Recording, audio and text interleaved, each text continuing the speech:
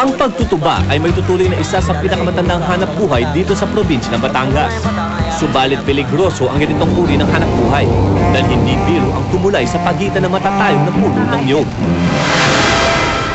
Ito ngayon ang hamon na naghihintay sa mga prinsesita ng kabukiran. Okay, Rufa, akyatin na ang The Coconut Nut. Rufa! Kaya mo yan, Rufa! Teka mo lang! I wanna go down. Feeling ko hindi ko kaya. Kasi ang hirap talaga. And then, alam mo, nagkasugat-sugat yung legs ko, ha?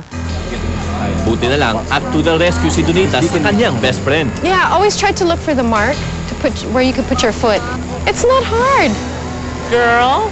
Think of the kid. And you have long legs, too. Yeah, you have long legs. Yeah, long legs that I haven't used in a while. No, it's not about using strength. It's about... Technique. Yeah, just technique. So these are just markings for you to be able to put pressure to push against. Oh my God! Donita, mukhang labas lahat ng ugat mo dyan ah. Teka. Okay, I'll tell you your left.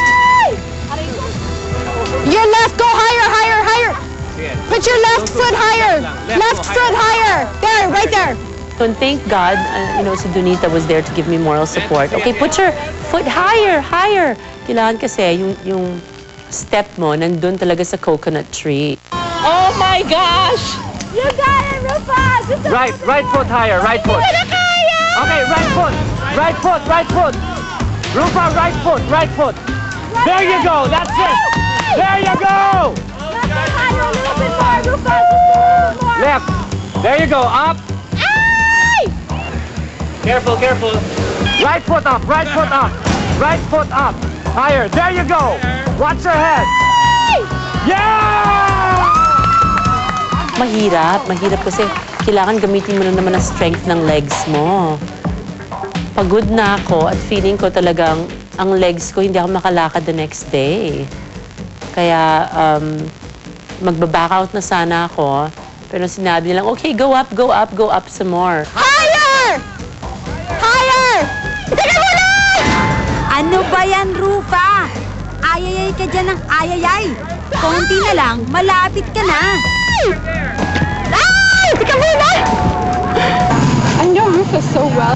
Everything that comes out of her mouth is so funny, but she doesn't realize it. Like a natural comedian. Yeah. Not meaning to be funny. Yeah. But she's really funny. You know, even when she's having drama in her life or something, when she's crying, she makes me laugh so hard. Hindi ko mahuhulog yung kawayan. At si Donita naman, nakikita ko tawa ng tawa. I'm so funny daw. What am I, a clown? So, aliw na aliw daw siya sa akin because I was so funny. So while she was laughing, ako naman, I was so scared.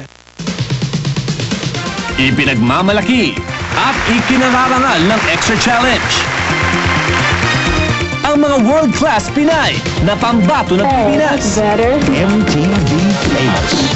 Sana laging nasa isip mo. Sina Rufa Gutierrez Bectas. Mabuhay! Ako po si Charmaine Rufa Gutierrez Bectas. Andito po ako sa Alae, Batangas, Philippines, representing Extra Challenge! Donita Rose. Hey, what's up, everybody? You are watching me, Donita, right here on Extra Challenge Top 20 Songs here in the Bukid. We are down to our #1 song on the chart. And if you don't know it, you should know it by now. Ito ang pinakasikat na kanta dito sa Bukid. At ito ay Para-Parong Bukid. Para-para bukid, bukid, para-para, wee! At si Jasmine Trias. Oh wow, tita. And this is mango. I love mangoes. Really? And this is Extra Challenge. Ikaw ang bida. Makayanan kaya nila ang mga pagsubok na sa kanila ay naghihintay. Ngayon lang ito mangyayari. I'm so freaking scared! Kaya pakatutukan. Kung karapat-dapat nga ba silang tawagin, mga babaeng Prom D. Walang ganito sa States.